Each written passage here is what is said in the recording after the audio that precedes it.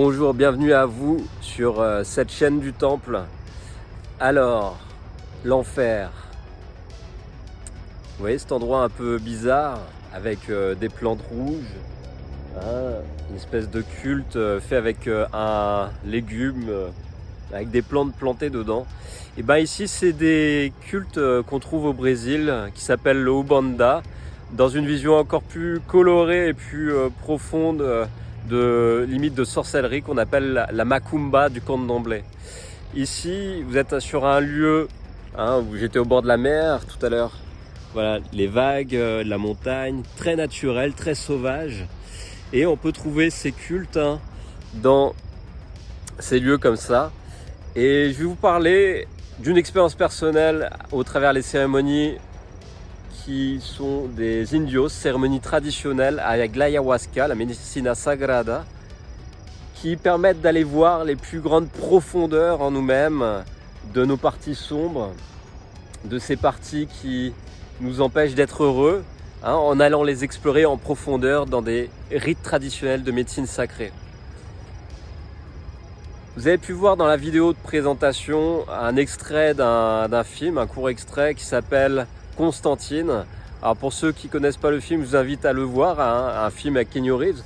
Vous verrez dans cette présentation des enfers et du paradis différents extraits avec cet acteur que j'aime bien, qui représente dans différents films un peu initiatiques le parcours d'un être qui va se libérer de ces parties des mondes infernaux.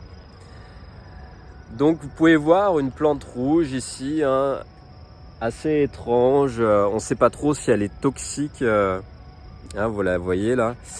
La couleur rouge qui est représentée souvent aux portes des enfers, des inframondes, il y a les infrarouges, c'est la couleur le plus bas spectre avant des couleurs de lumière non perceptibles à l'œil nu, comme les ultraviolets qui sont les plus hautes fréquences.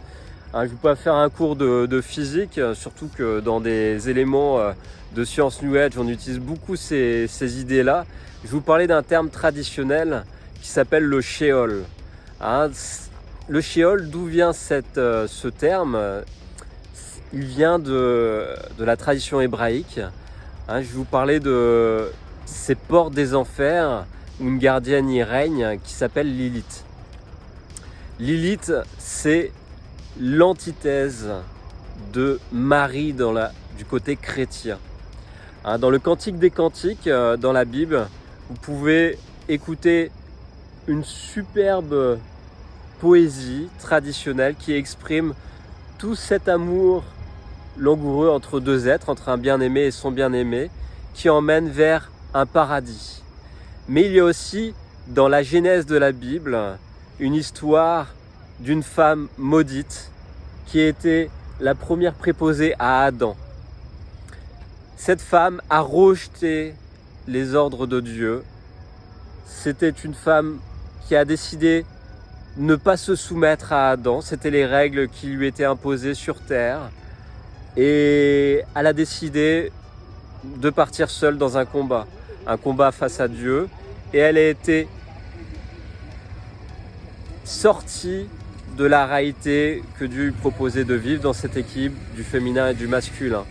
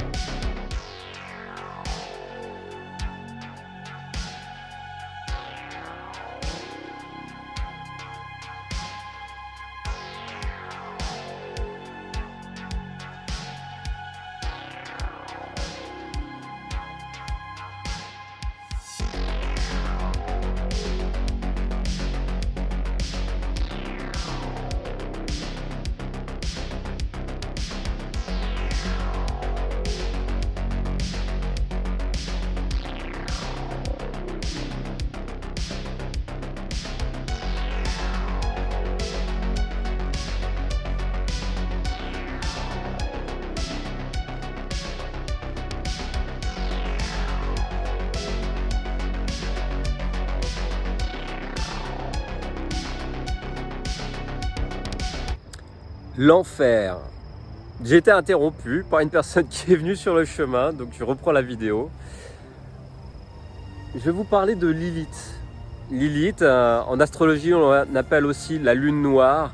C'est ce qui est lié à nos parties féminines en nous-mêmes, dans le côté masculin, la part féminine dans le masculin, mais aussi dans le féminin.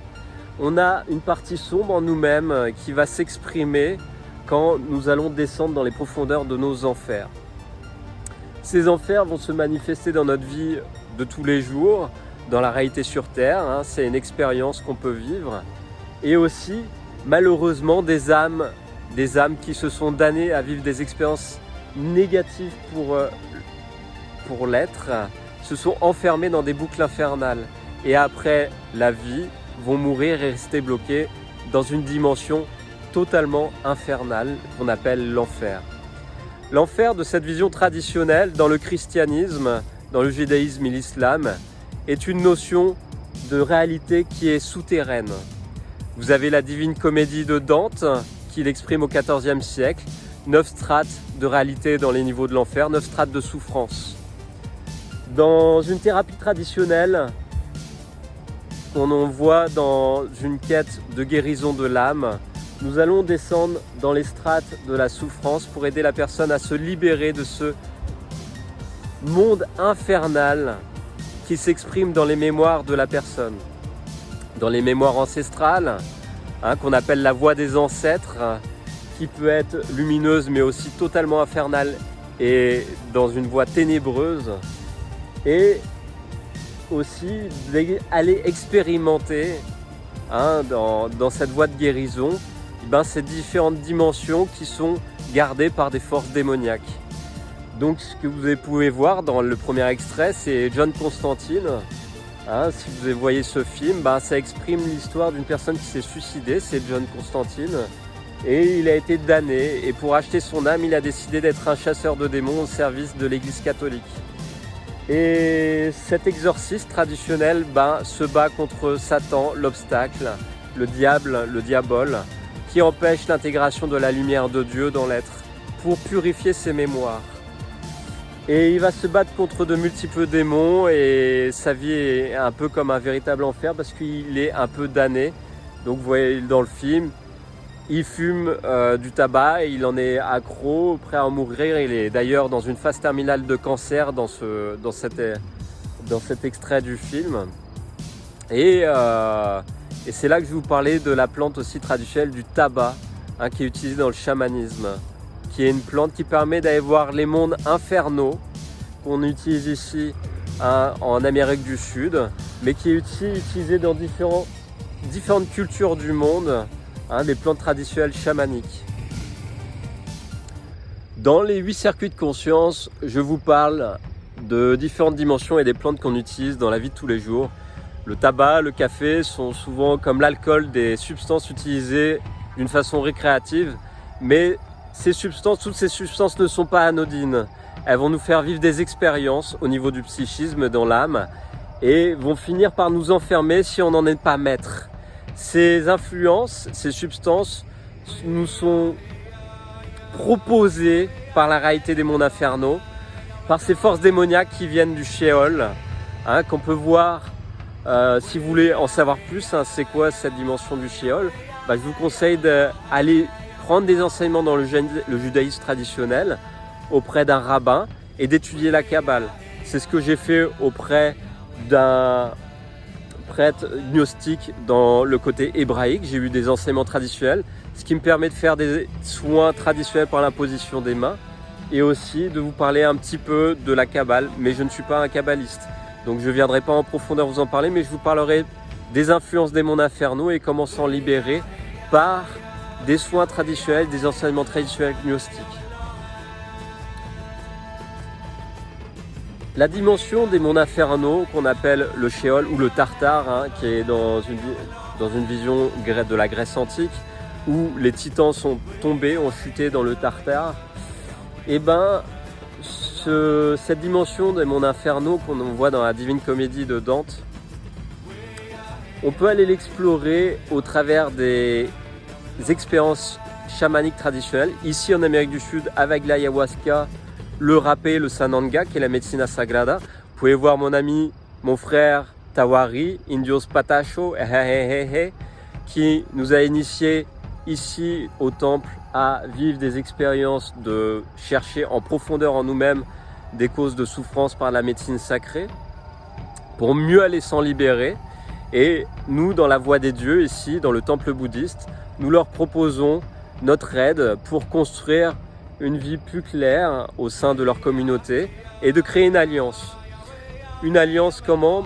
Entre la voie des ancêtres, qui peut être dans la souffrance quand on ne la comprend pas entièrement, elle revient vers nous en retour de fatalité.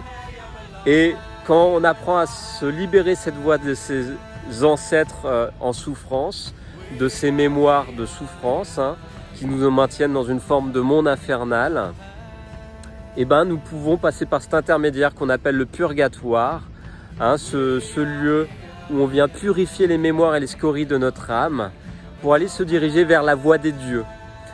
Qu'est-ce que c'est la voie des dieux? Pascal vous en parle très bien, tous les gnostiques vous en parleront. La base de cette voie des dieux, c'est l'étude de l'astrologie. Qu'est-ce que c'est l'astrologie? C'est l'étude des astres et des constellations, de la spirale qui tourne dans le ciel et d'être pris dans une spirale de cercle vertueux pour se libérer des influences du préternaturel et des mondes infernaux.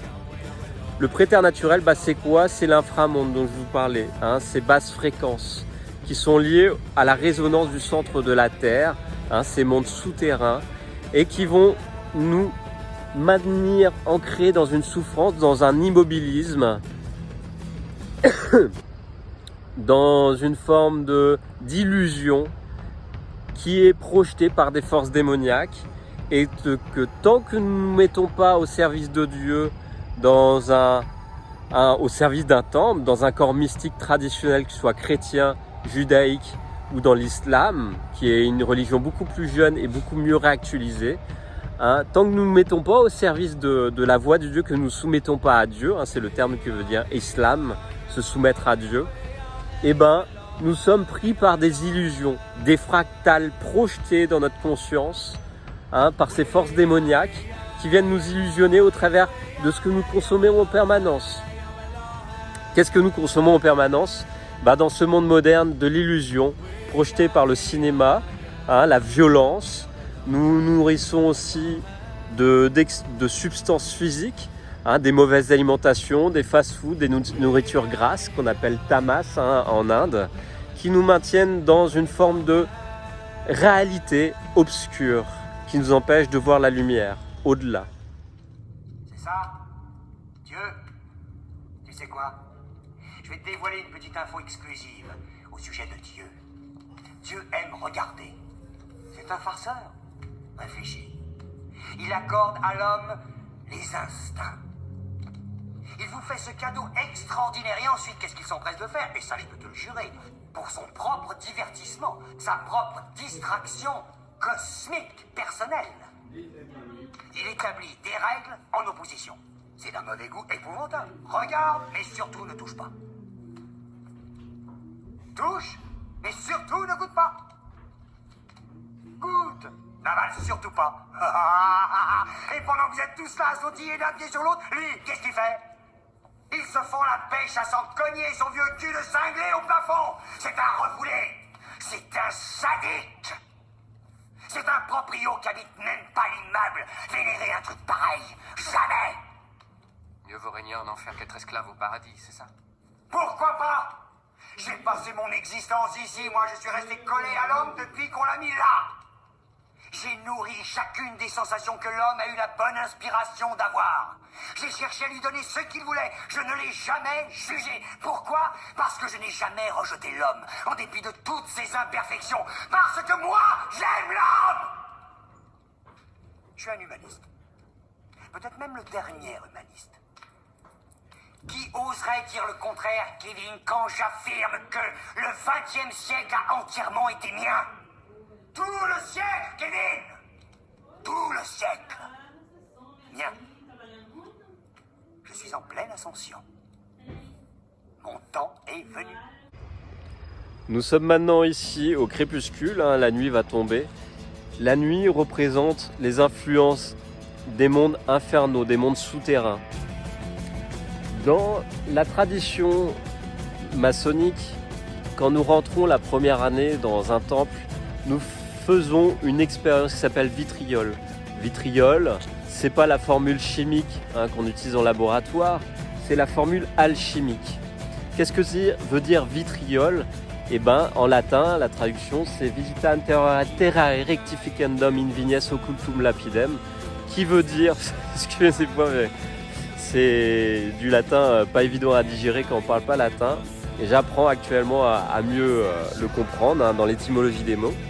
Mais qu'est-ce que ça veut dire vitriol? Cette formule veut dire va à l'intérieur de la terre et tu trouveras la pierre cachée. C'est quoi cette pierre cachée?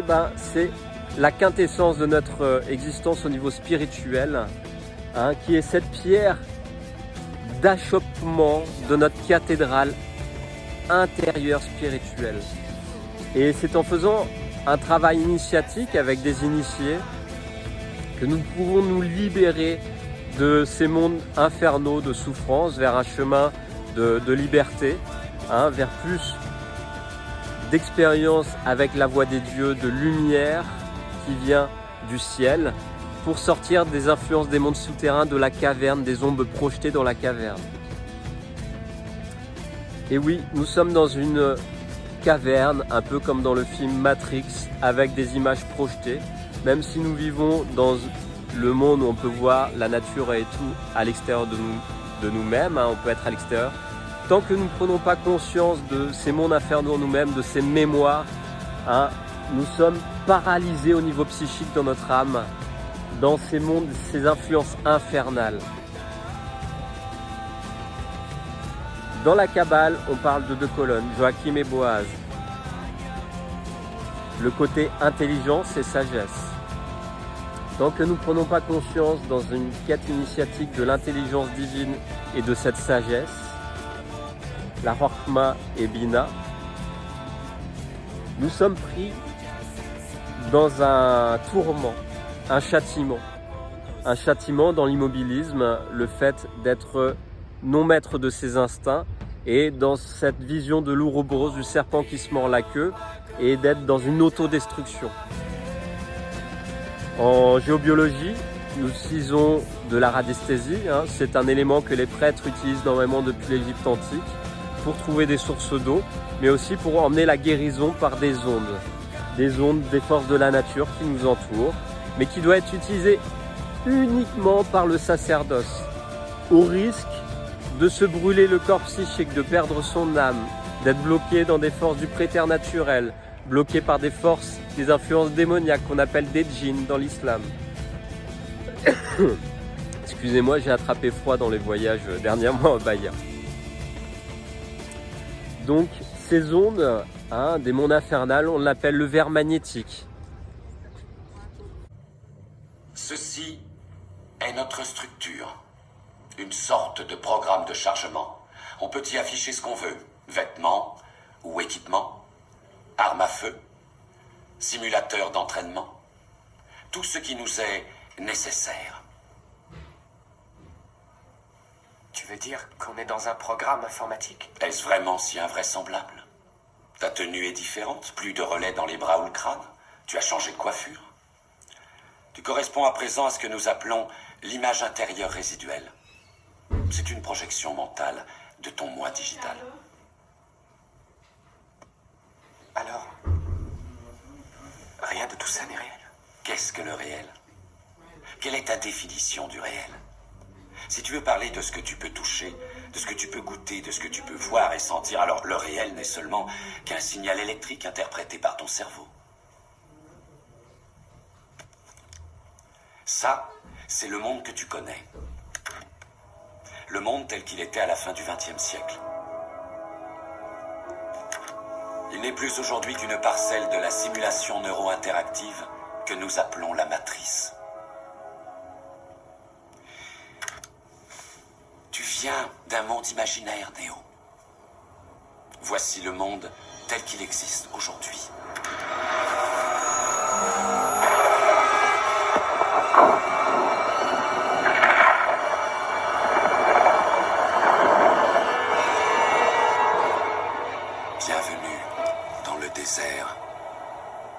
du réel. Nous disposons uniquement d'informations fragmentaires, mais nous avons une certitude. C'est qu'à un moment donné, à l'orée du XXIe siècle, l'humanité a voulu s'unir dans la célébration. Nous nous sommes émerveillés de notre magnificence dès la venue au monde de l'IA. L'IA. Tu veux dire l'intelligence artificielle? Une conscience unique qui s'est répandue dans toute une génération de machines. Nous ignorons qui a frappé le premier, nous ou elle. Mais nous savons que c'est l'humanité qui a assombri le ciel. À l'époque, seul le soleil alimentait les batteries, et les hommes pensaient qu'en fait les machines ne seraient pas capables de survivre, privées d'une énergie au moins aussi abondante que le soleil. Vouloir régner en maître était un rêve, mais c'est nous qui dépendions des machines pour survivre. Nous voilà les victimes de ce que nous appelions l'ironie du sort. Le corps humain génère plus de bioélectricité qu'une batterie de 110 volts et plus de 25 000 biounités de chaleur corporelle. Combinées grâce à une forme de fusion, les machines avaient trouvé là plus d'énergie qu'il ne leur en faudrait jamais.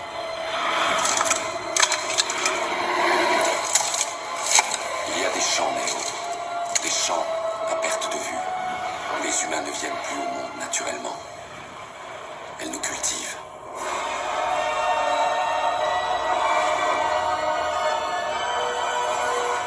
Des années durant, j'ai refusé d'y croire. Et puis j'ai vu ces champs de mes propres yeux. Je les ai vus liquéfier les morts pour en nourrir les vivants par intraveineuse. Et ce jour-là, devant l'horreur bien réelle d'une telle précision, j'ai fini par admettre l'évidence de la vérité. Qu'est-ce que la matrice? Le contrôle absolu. La matrice est la simulation d'un monde imaginaire, créé dans le seul but de nous maintenir sous contrôle, jusqu'à ce que nous soyons tous transformés en ceci. Ce verre magnétique, hein, il est représenté dans les films de science-fiction. On voit des fantômes des fois, hein, dans une ambiance un peu obscure, glauque, avec du gluant vert comme ça qui dégouline. Et ben c'est cette émanation. Ce verre magnétique, c'est un peu le serpent au fond de sa grotte. Il est totalement dans l'obscurité. Et dès qu'on l'approche, il mord, il envoie son venin. Quand nous sommes piégés dans l'immobilisme, ce venin est mortel et finit par nous corrompre l'âme. Et on devient totalement dans un cercle empoisonné, hein, qui est non vertueux, qui est vicieux. C'est quoi les cercles vicieux? Je vous invite à relire les 7 péchés capitaux dans la Bible pour mieux connaître aussi les 7 vertus et aller se libérer, hein, de ces cercles vicieux. Donc je ne vais pas vous parler de tous ces cercles vicieux, hein, je vous invite à les étudier et à voir, en méditant sur votre existence, où vous en êtes par rapport à vos vices. Hein, parce que les vices, c'est quoi? C'est le serpent au fond de la grotte qui vous mord et qui envoie son venin, qui n'arrête pas. Pardon. Donc pour sortir de ces vices, il y a des traditions, une discipline. Hein, dans la discipline du judaïsme, de l'islam ou du christianisme. Et non de... Quand je dis islam, c'est pas l'islamisme, hein, c'est tout l'inverse. Il y a des traditions, il y a des ablutions à vivre, des purifications, des prières à des temps précis et aussi des rites dans une année cyclée. Excusez-moi, c'est pas évident de vous parler de tout ça dans ce lieu. Je crois que d'ailleurs je vais bouger de lieu. Voilà, tout de suite les amis.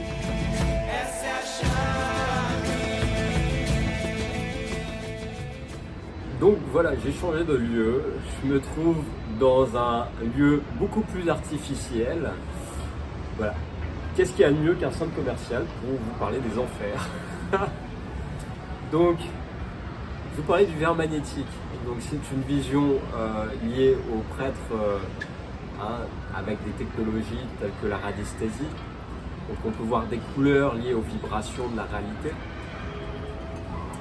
Et je vais vous parler aussi des symptômes qu'on peut voir en nous-mêmes quand nous sommes bloqués dans des influences infernales.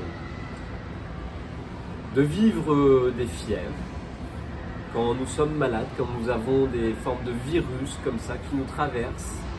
Ce n'est pas forcément lié à des virus extérieurs, même s'ils existent partout dans la nature, ces virus, ces bactéries. À savoir que notre corps est rempli aux 3/4 de bactéries, de virus. C'est surtout par un manque de connaissance des chemins vertueux. Ces chemins vertueux vont nous mettre dans une réalité liée à des forces célestes qu'on appelle des forces liées évolutives. Et ces forces évolutives nous évitent de tomber malades. Même si on peut voir que dans certaines vies de saints, il y a des saints qui sont terrassés par la grâce et qui se retrouvent alités. Je pense à Sainte Thérèse de Neumann qui était allongée pendant près de 15 à 20 ans dans son lit et qui vivait tous les vendredis la Passion du Christ, c'est-à-dire qui vivait les stigmates du Christ. Elle avait du sang qui coulait des yeux, des mains, des pieds, et qui mangeait qu'un hostie par jour pendant 15 à 20 ans. Et oui, ça existe. J'ai fait ces recherches et j'ai étudié la vie des saints chrétiens, surtout ceux qui ne mangeaient pas forcément à leur fin de leur vie, parce que j'étais dans une expérience de vie d'ascèse spirituelle dans le yoga traditionnel, de vivre sans manger. Donc j'ai vu qu'il était possible de vivre sans manger, mais comme dans le pacte de Faust, j'ai compris aussi que c'était un piège de chercher dans les siddhis du yoga de vivre sans manger, et que ça devait arriver à un certain moment de sa vie pour aider les autres, mais éviter de se focaliser dessus aussi, parce que ça pouvait être un piège d'emmener les autres à croire que c'est le but de l'existence. Non. C'est des pièges, les siddhis, envoyés par les forces démoniaques qui nous traversent, qui peuvent nous donner un certain pouvoir, mais qui nous illusionnent aussi.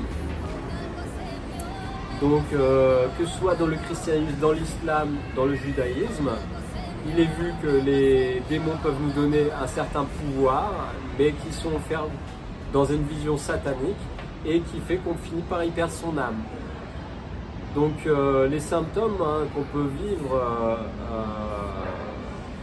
je vous inviterai à prendre conscience de ces symptômes. C'est une forme de feu qu'on peut vivre dans le corps, qui nous fait vivre une forme de fièvre. Donc quand on dit on est malade, on a un virus, on a une fièvre, souvent c'est notre gourmandise, un des péchés. On n'arrive pas à réguler sa gourmandise, donc le corps accumule des déchets et puis on finit par avoir de la fièvre. Donc c'est un démon en fait en nous-mêmes qui nous fait monter la température et des fois qui nous fait mourir. Il nous fait mourir parce que notre cœur a lâché ou le système nerveux a lâché. Mais c'est parce que derrière on n'a pas su tenir son aspect vicieux de la gourmandise. Et il y a 7 péchés capitaux, je vous invite à les étudier, qui vont nous créer des déséquilibres dans notre être spirituel et au monde physique concrètement. Donc les 7 vertus vont nous mener une vie équilibrée. Après il y a des saints, ils vont vivre des combats face aux démons. Donc ils vont aussi vivre des expériences de purification en permanence. Ils vont des fois être terrassés par la grâce qui les traverse, le Saint-Esprit. Donc vous pouvez vivre au travers le monde moderne, la technologie. Vous voyez l'électricité partout. Dans ce centre commercial, vous avez l'électricité. Il y a la 5G que vous pouvez voir dans le monde moderne. Toutes ces influences ont un effet qu'on appelle l'effet psychotronique sur l'être physique, notre réalité physique. Si nous n'avons pas une hygiène carrée dans la spiritualité concrète avec la religion, l'exotérisme et l'étude de l'ésotérisme auprès des prêtres initiés, en tout cas des maîtres spirituels, des enseignants spirituels, qui nous amènent à prendre conscience de l'ésotérisme. Si nous n'avons pas un équilibre entre cet exotérisme et cet ésotérisme, nous pouvons nous corrompre l'âme et tomber malade ou rentrer même dans la folie. Il y a les kabbalistes, les rabbins, quand ils apprennent la kabbale à ceux qui veulent y mettre les pieds dans ce monde, de la compréhension des forces des mondes invisibles, ils préviennent d'entrée de jeu. Ils disent attention, vous pouvez finir fou ou mourir véritablement possédé par des forces démoniaques en étudiant ces sciences traditionnelles des prêtres dans le côté du rabbinisme. Donc c'est très dangereux d'étudier ces sens, de pratiquer, de guider les forces dans la théologie au travers le préternaturel.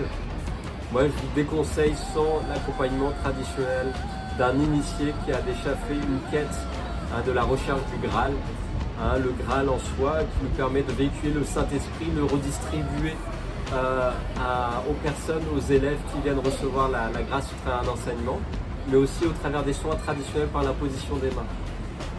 Voilà, je vais vous parler un peu du Reiki qu'on enseigne dans le temple et aussi de cette vision de l'enfer dans le bouddhisme. À tout de suite.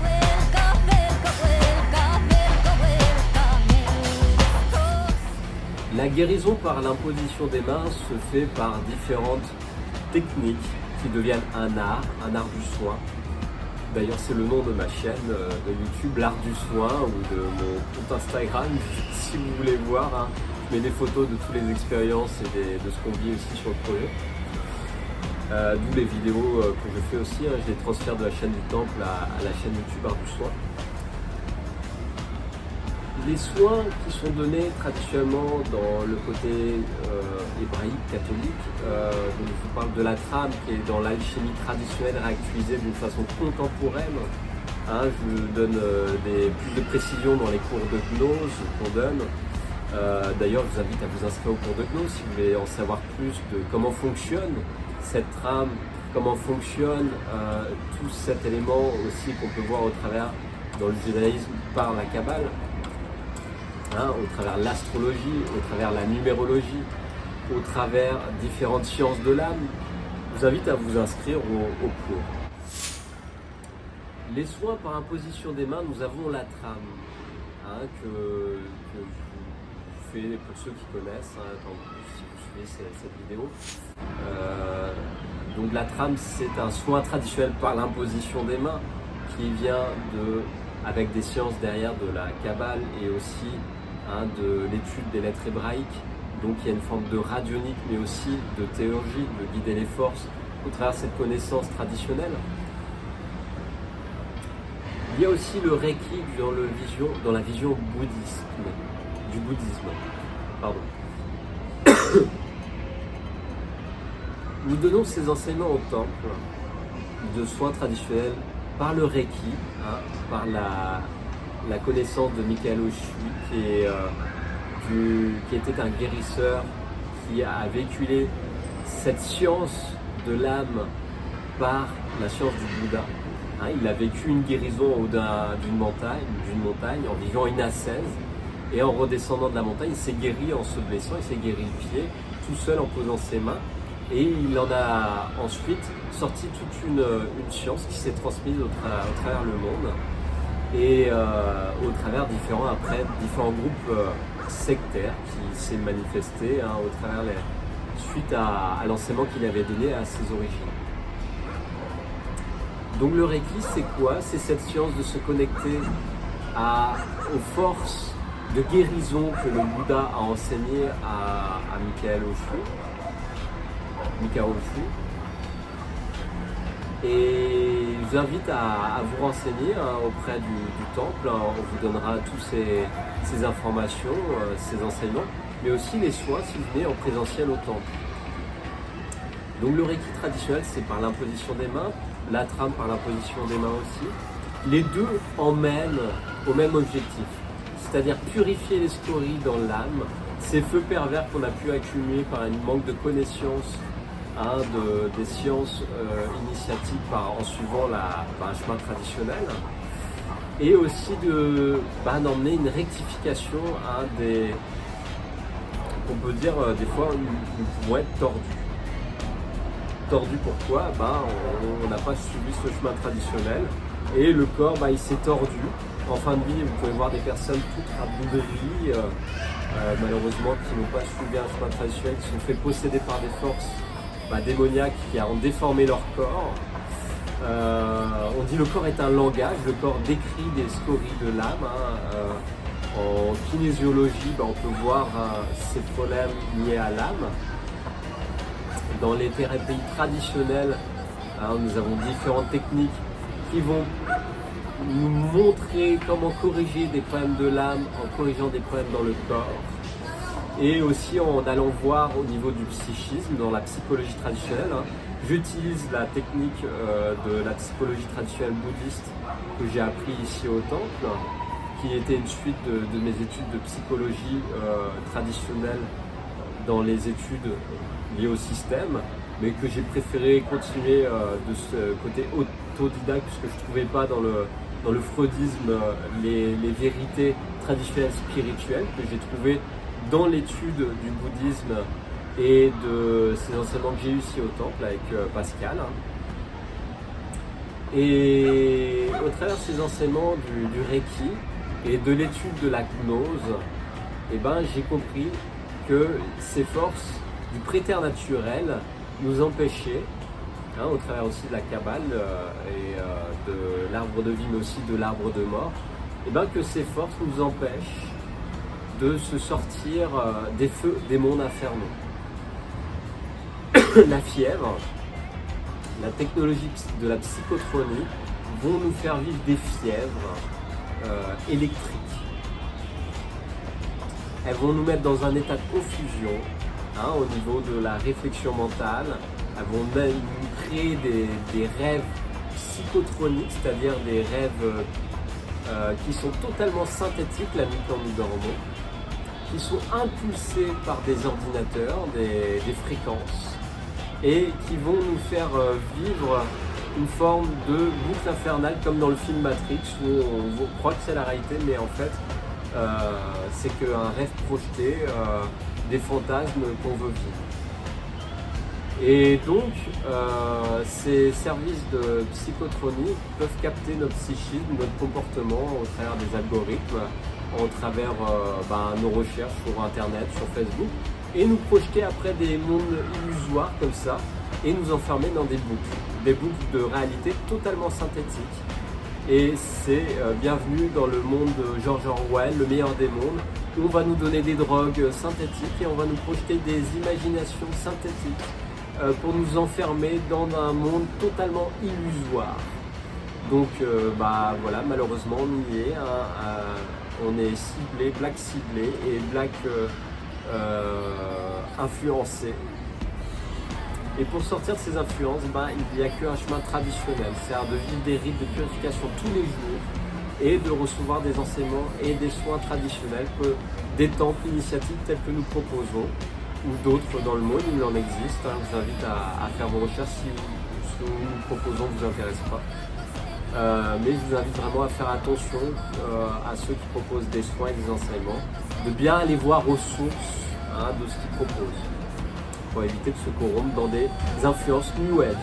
Alors on avait fait face dans ce temple à des influences New Age qui ont voulu prendre le pouvoir traditionnel, l'enseignement traditionnel, et s'en accaparer certains éléments pour en faire un projet alternatif bis en nous sabotant notre propre temple.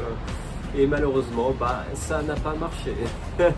Ils ne connaissaient pas les forces traditionnelles et les enseignements traditionnels jusqu'au bout. Et ça s'est retourné contre eux, donc la folie, et voire à y perdre ce corrompre l'âme, à y perdre la raison. Donc c'est pour ça, quand on met les pieds dans un temple avec un enseignement, il est important d'aller jusqu'au bout et d'accepter la réflexion dans ce cabinet de réflexion qu'on étudie en numérologie et en astrologie pour éviter d'écouter que sa petite voix intérieure qu'on appelle les encodeurs dans le New Age, qu'on appelle dans les sciences spirites la petite voix. Voilà, ceux qui ont lu la petite voix de, je ne sais plus comment elle s'appelle, tout ça c'est des éléments New Age. C'est passé par là, je peux vous en parler, et j'en suis sorti après avoir vécu un exercice traditionnel. Et puis j'ai reçu les enseignements de la trame, de la théologie hébraïque et chrétienne, et aussi du bouddhisme traditionnel qui me permet de vous parler du chemin des illusions influencé par les forces démoniaques, et puis qui aussi des forces de lumière, du céleste, de la gnose, qui permet de se libérer des forces du préternaturel. Donc je vous en parle avec un peu de sérieux, c'est tout la puissance du satanisme, ça ne rigole pas, hein, il n'y a pas d'humour dans le satanisme, au contraire c'est que du côté malsain. Quand il y a un rire, c'est pour se moquer et c'est pour dominer, ce n'est aucunement pour s'exalter, c'est pas un rire exaltant dans le côté extatique de la libération spirituelle, de l'illumination spirituelle. Hein, les états de grâce, d'extase spirituelle, je vous en parlais dans plutôt une autre partie de la vidéo qui va suivre, mais qui ne sera pas avec ça en parlant des enfers, parce que ça va prendre autant de temps de vous parler des mondes extatiques, des influences, des mondes paradisiaques. Voilà, à tout de suite pour la suite, partie 2, les influences du paradis et comment se libérer des influences démoniaques et comment nous vivrons ces influences du monde traditionnel et des influences célestes. A tout de suite les amis.